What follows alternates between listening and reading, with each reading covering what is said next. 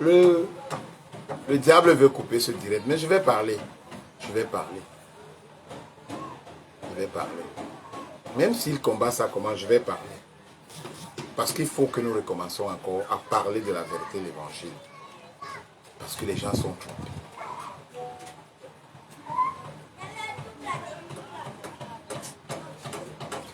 Odero est un téléévangéliste très connu qui avait pour habitude de vendre lors de ses rassemblements des bouts de tissu prétendus sacrés et censés guérir les maladies de ses fidèles. Sortez du milieu d'eux, des gens qui vendent les choses. Le voici. Voilà ce Odero. Le voici. Il met un zoom sur lui. Voilà cet Odero,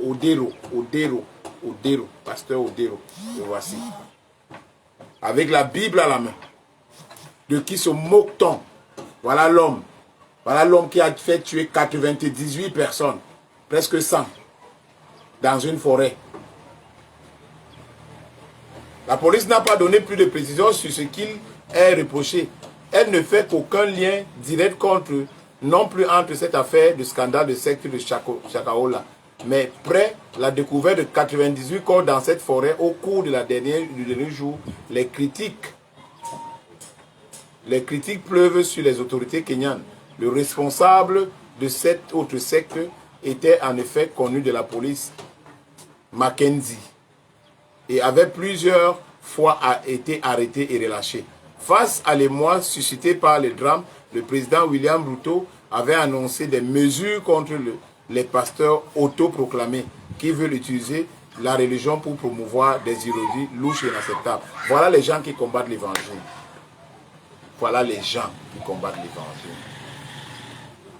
Voilà les gens qui s'opposent à la progression de la vérité biblique. Mais qui disent qu'ils parlent au nom de Dieu. Ils disent qu'ils parlent au nom de Dieu. Voilà. Voilà.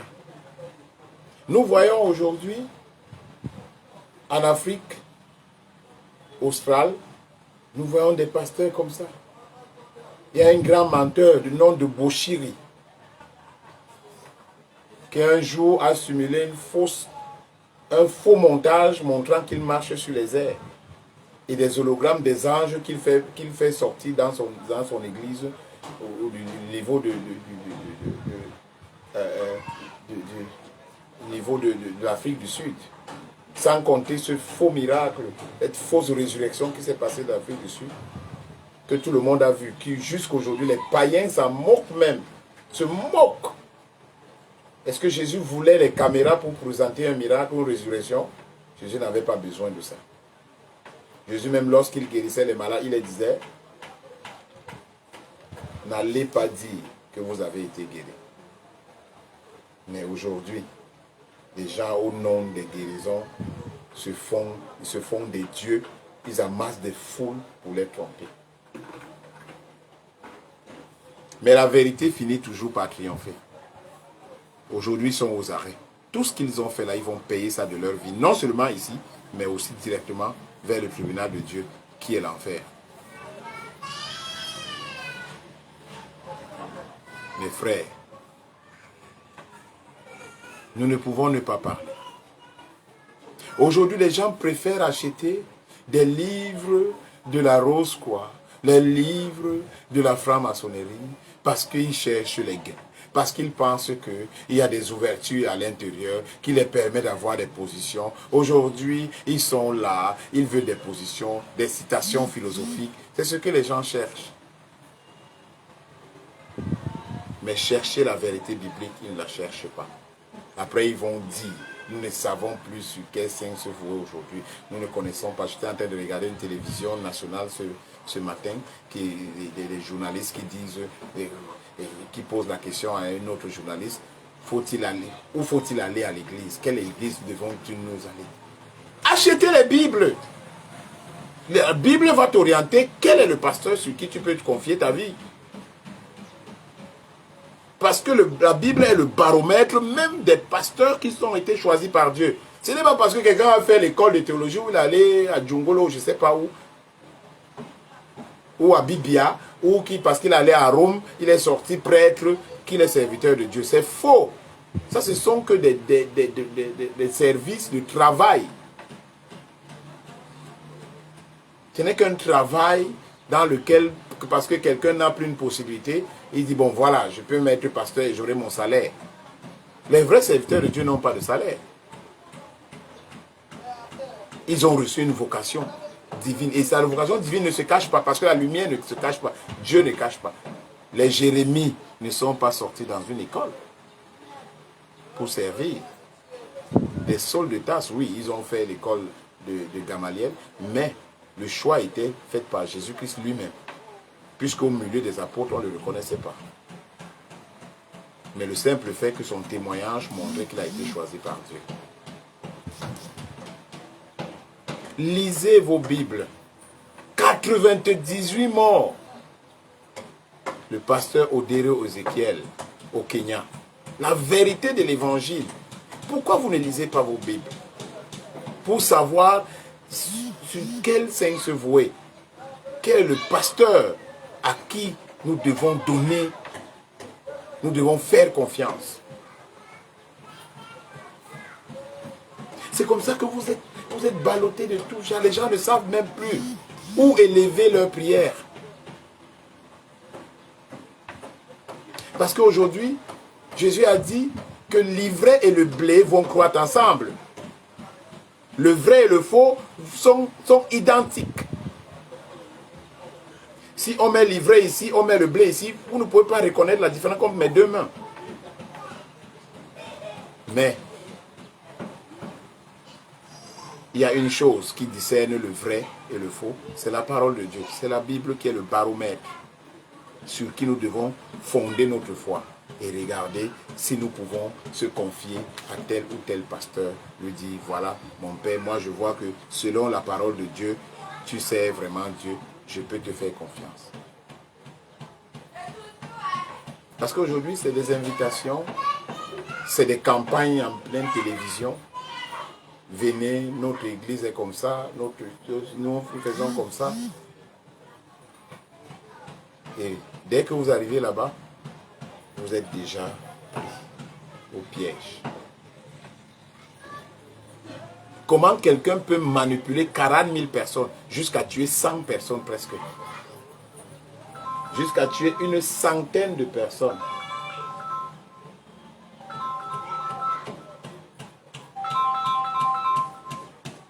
Jusqu'à tuer une centaine de personnes. Ce n'est pas possible. Où sont les intellectuels? Où sont les intellectuels? Où sont les intellos?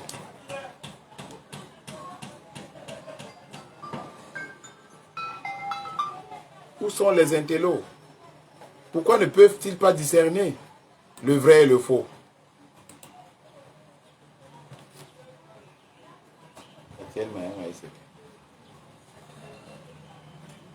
Pourquoi? Il faudrait maintenant. Je fais un coucou à mon frère Isaac, que Dieu te bénisse. Attachons-nous à la parole de Dieu. Paul a dit clairement à Timothée, mais l'Esprit dit expressément que dans les derniers temps, quelques-uns abandonneront la foi. Ça ne veut pas dire qu'ils n'ont pas la foi. Ils ont la foi, mais ils vont abandonner cette foi pour s'attacher à des esprits séducteurs. L'apôtre Paul les appelle les esprits séducteurs. C'est la séduction qu'ils utilisent pour attirer des foules. Des charmes, des filtres, de la magie, de la sorcellerie. Ces francs-maçons qui ont échoué dans leur ascension en grade se sont basculés en pasteurs et sont en train de verser le sang innocent. Ils sont en train de verser le sang innocent.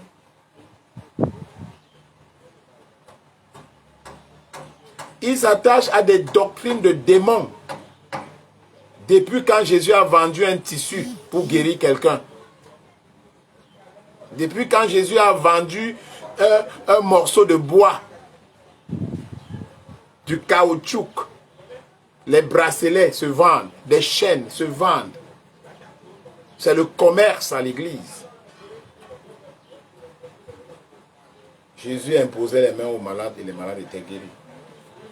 Jésus priait pour les malades et les malades.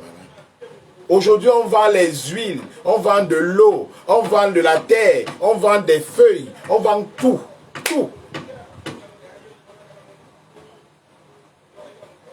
D'autres appellent des huiles de faveur.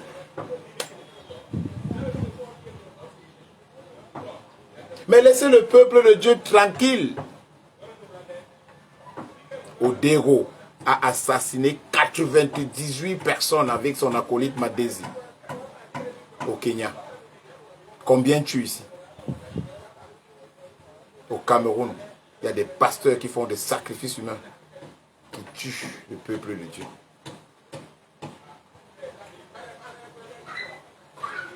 Nous allons commencer, nous allons continuer cette œuvre que nous avons commencée, qui concerne la vérité de l'évangile. La vérité de l'évangile. Nous n'allons jamais baisser les bras, ni abandonner, ni laisser quoi que ce soit.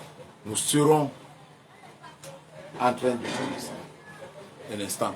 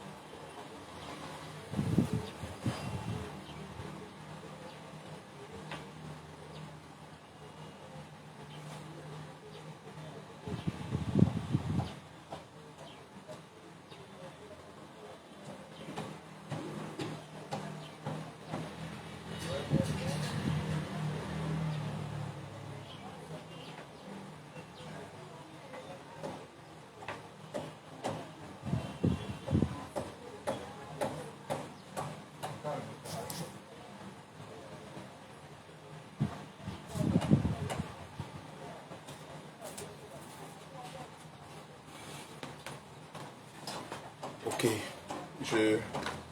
mon téléphone était déchargé.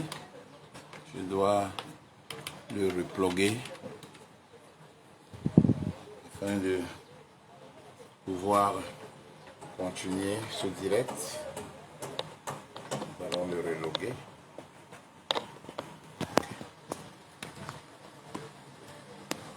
D'accord, ça va. Ok. Nous revenons sur les avertissements de Paul à Timothée.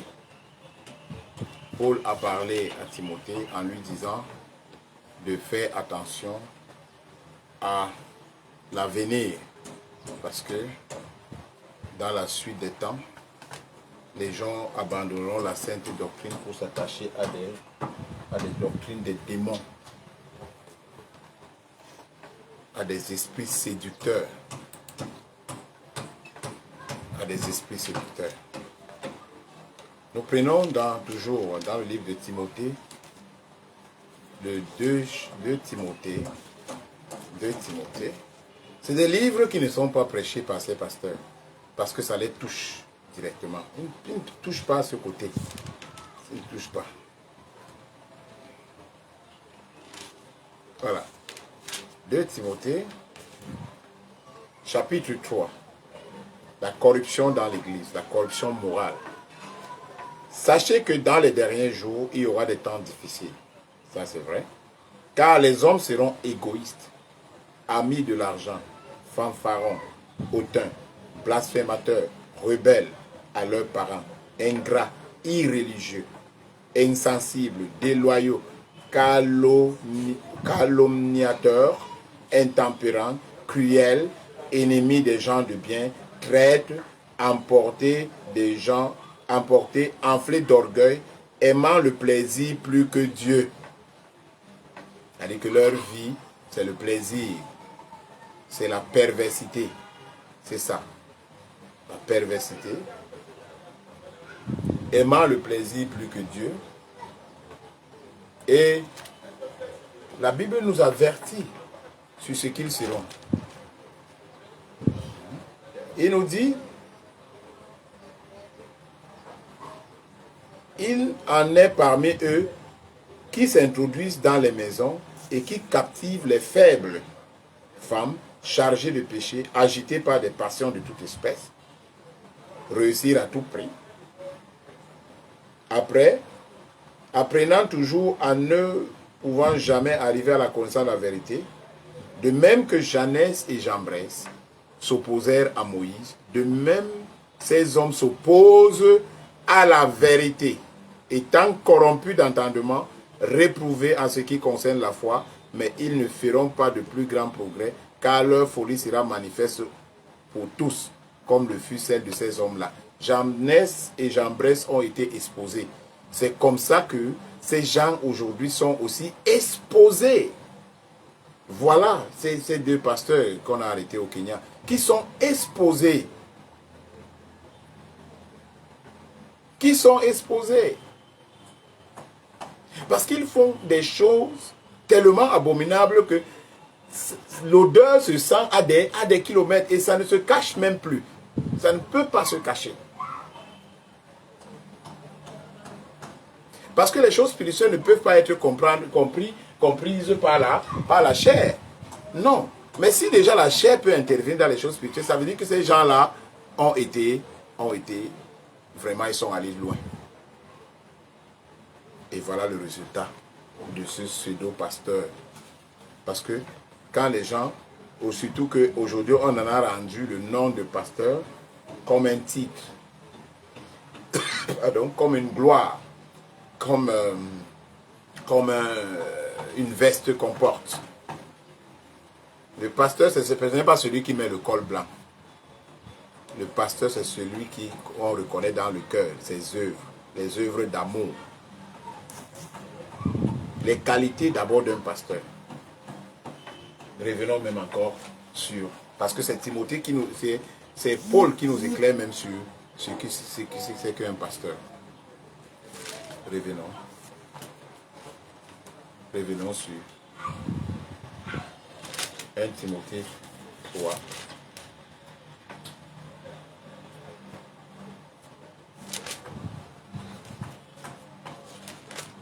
Voilà, 1 Timothée. Voilà. Un pasteur ou un responsable de l'église. Voilà. Cette parole est certaine. Ça c'est 1 Timothée chapitre 3. 1 Timothée 3. 1 Timothée chapitre 3 à partir du premier verset. Il dit, cette parole est certaine, si quelqu'un aspire à la charge d'évêque, ça veut dire de pasteur, d'ancien de l'église ou de tous ces titres que les gens portent aujourd'hui, il désire une œuvre excellente. Il faut donc que l'évêque soit irréprochable, mari d'une seule femme. Mari d'une seule femme. Il ne faut pas que les gens confondent. Le christianisme occidental a un peu influencé en Afrique. La polygamie n'est pas interdite par la Bible. Hein. Mais il ne faut pas qu'on mélange les choses. Parce qu'il y a souvent ces questions que les gens posent. Pourquoi vous interdisez la polygamie? Nous n'interdisons pas la polygamie. Mais sauf qu'un polygame ne prend pas charge à l'église. Il peut être un croyant, il peut confesser sa foi, il peut entretenir sa foi, hein. Mais il ne peut pas prendre charge parce qu'il y a un barème. Je vous ai dit que la Bible est un baromètre pour chaque chose. C'est le livre de la loi, de la Constitution. du royaume de Dieu.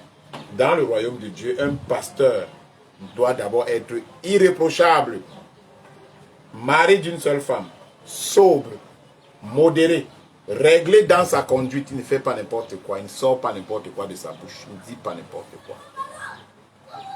Il faut qu'il ne soit pas ni adonné au vin. C'est pour cela qu'on se limite du vin. Ce n'est pas que la Bible interdit de boire du vin, mais on se limite à ne même pas. Et si c'est même mieux encore, un pasteur ne doit même pas boire le vin. Mais toi, tu peux boire. D'abord que chaque chose que Dieu a interdit, c'est d'abord quelque chose qui crée à l'homme lui-même sa propre honte. L'homme devient lui. Parce que si tu saoules et que tu tombes dans le caniveau, c'est toi qu'on va se moquer. Ce n'est pas Dieu qu'on va se moquer. C'est toi, on va se moquer de toi. Ce n'est pas on va pas se moquer de Dieu. Donc Dieu nous amène seulement à ne pas tomber dans ce genre de choses. Voilà. À ne pas être adonné au vin.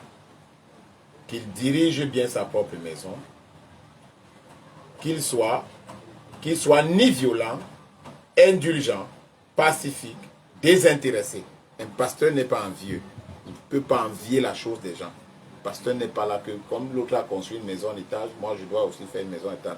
Si tu fais ça, tu vas quitter sur le chemin de Dieu et tu vas suivre un autre chemin qui va t'amener à la honte. Comme ces pasteurs. C'est l'argent qui les importe. C'est la gloire du monde. Avoir les grosses voitures, construire des grandes maisons. Voilà. Il faut qu'il dirige bien sa propre maison et qu'il tienne ses enfants dans la soumission et dans une parfaite honnêteté. Car si quelqu'un ne sait pas diriger sa propre maison, comment prendra-t-il soin de l'église de Dieu? Il ne faut pas qu'il soit un nouveau converti, de peur d'enfler d'orgueil ne tombe sous le jugement du diable. Il faut aussi qu'il reçoive un bon témoignage de ceux du dehors, afin de ne pas tomber dans le propre et dans le piège du diable. Ça veut dire que c'est des gens qui disent que celui-ci, nous pouvons lui confier notre vie. Il a un bon témoignage, voilà un pasteur. Mais quand les gens, parce qu'ils ont compris que papa est né dans telle église, ou ma soeur part dans telle église, ou moi je vais dans telle église, ou je suis mon ami dans telle église, tu suis seulement comme ça à la mêlée, tu vas tomber sur le chemin de si je savais, ou c'est la mort qui va te prendre. Il y a tellement des histoires qui concernent l'église qui font même honte de parler, mais nous ne pouvons pas ne pas parler de ce qui est juste, de ce qui est vrai concernant la vérité de l'évangile. C'est pour ça que ce matin, j'étais très touché par la mort. Je vous avais dit que la vérité de l'évangile concerne aussi l'actualité. Pourquoi les gens, au nom de l'église, les gens sont allés chercher Dieu, perdu leur vie, 98 personnes. Pourquoi un pasteur a été si cruel avec des gens?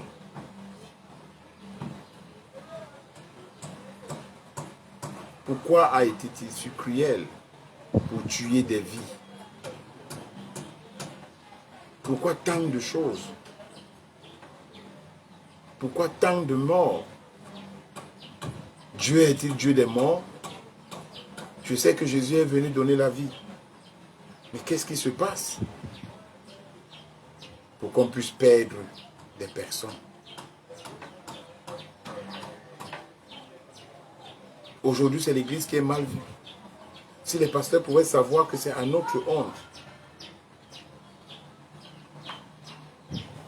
C'est à notre honte. C'est à notre honte. Pourquoi tant de morts? 98 morts. Ce pasteur a fait fort. Ce pasteur est allé loin. Plusieurs dizaines de corps supplémentaires ont été retrouvés ce dimanche dans la forêt de Chakahula, dans l'est du Kenya. Les défunts des fidèles de l'église internationale de Bonne Nouvelle. Où est la bonne nouvelle ici? Auraient été forcés par leur chef de jeûner pour rencontrer Jésus. L'apôtre Paul dit, il dit ici, mais l'Esprit dit expressément que dans les derniers temps, quelques-uns abandonneront la foi pour s'attacher à des esprits séducteurs, à des doctrines des démons, par l'hypocrisie des faux docteurs portant la marque de la fratricide dans leur propre conscience. Ils prescrivent de ne pas se marier et de s'abstenir des aliments. Ils imposent des jeûnes de 40 jours, 50 jours. Pourquoi? Pour trouver quoi? Dieu n'a pas besoin que tu jeûnes pour le trouver. C'est Dieu qui vient vers nous. Moi, je jeûne. Le jeûne est bien. Mais le jeûne qui amène les gens à la mort, ce n'est pas tout âme, tout corps qui doit gêner. Ce n'est pas toute personne. Il y a des gens qui ont des problèmes d'estomac, il y a des gens qui ont des problèmes intestinaux, il y a des gens qui ont des problèmes dans leur corps. Ils ne peuvent pas supporter les jeûnes. Mais ça ne veut pas dire que Dieu ne peut pas intervenir dans leur vie. Pourquoi c'est devenu une prescription? Pourquoi c'est devenu comme une recommandation, comme un médicament? Aujourd'hui, le jeûne, parce qu'il va faire 10 jours de jeûne. Non. Il y a des personnes qu'on peut donner le jeûne, mais il y a des personnes qu'on ne donne pas le jeûne. Et même le jeûne, quand on sait que ça va mal, on arrête. Ce n'est pas une prescription divine. C'est juste la piété. C'est une vie. En fait, le christianisme n'est pas une religion, c'est une vie. La vie de prière, la vie de jeûne. Il y a des gens qui n'arrivent pas à se lever à 5 heures. Il y a des gens qui n'arrivent pas à se lever à 3 heures. Mais moi, je me lève à 3 heures pour prier. Je me lève à 4 heures pour prier. Je me lève à toute heure, très tôt, dans la matinée pour prier. Mais il y a des gens qui, leur corps est faible, qui n'arrivent pas. Mais ça ne veut pas dire que Dieu n'est pas avec eux. Ça ne veut pas dire que Dieu n'intervient pas dans leur vie. Il faut arrêter d'enseigner des choses, de l'hystérie aux gens, pour les amener dans des doctrines qui n'ont pas de sens. Oui, dans les doctrines des démons, dans les cercles ésotériques, magiques, on te prescrit ces choses parce que le diable doit faire souffrir ta chair. Mais Dieu ne fait pas souffrir la chair de quelqu'un. Dieu ne fait pas souffrir la chair de quelqu'un. Dans la rose, quoi, dans la magie, les gens font cela. Les gens le font. Voilà. Donc, on a encore trouvé des gens qu'on les a prescrits. Seigneur, aie pitié. Seigneur, prends pitié. Secte au Kenya, le bilan monte à 98 morts. Fidèles, présumés découverts morts. C'est terrible ça. Au Kenya, le bilan des morts parmi les fidèles présumés d'un secte ne cesse de grimper le 25 avril 2023. Après désormais un total de 98 morts découverts dans une forêt à l'est du pays. Il y a eu des fosses communes.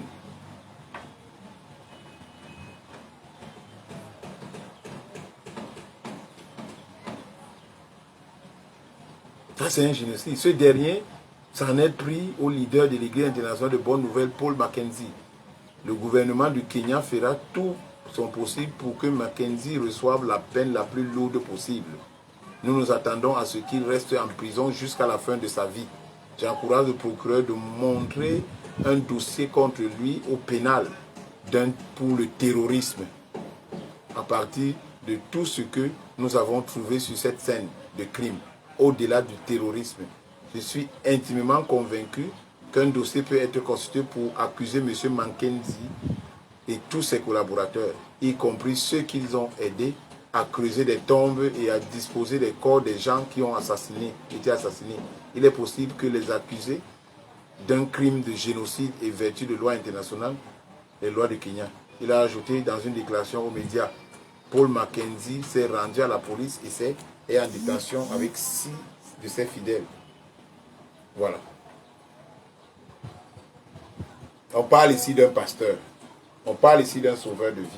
On parle ici de quelqu'un qui doit amener les gens à être sauvés. Il y en a encore tant d'autres dans ce pays qui font les mêmes choses. Des pasteurs qui fouettent les gens. Nos frères que nous connaissons très bien, ils fouettent les gens, que je tais le nom ici. Ils tapent les gens pour l'ordination parce qu'ils sont en train d'ordre. Quelle ordination? Les choses qui ne viennent pas de la sagesse de Dieu, qui viennent de leur propre pensée, c'est leur hystérie qu'ils manifestent sur les gens.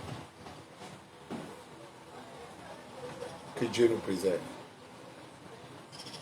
Je parlerai. Demain, 18h. Demain, c'est samedi, 18h. Nous aurons la suite de ce programme. Parce qu'il faut que je continue le travail. Il est 10 heures. Demain, 18 heures, nous allons continuer ce direct. Nous allons continuer ce direct demain à 18 heures. Que la grâce de Dieu soit sur vous. Soyez bénis. Je bénis mon fils, mon frère Isaac Cyril. Je bénis mon frère, le roi Salomon. Je bénis tous qui m'ont suivi. Je bénis ma soeur Manda Adèle qui m'a suivi ce matin. Je bénis à tous ceux qui ont été connectés et qui recherchent la vérité. Que Dieu vous fortifie, que Dieu vous encourage, que Dieu vous bénisse. Soyez bénis au nom de notre Seigneur Jésus-Christ. Amen.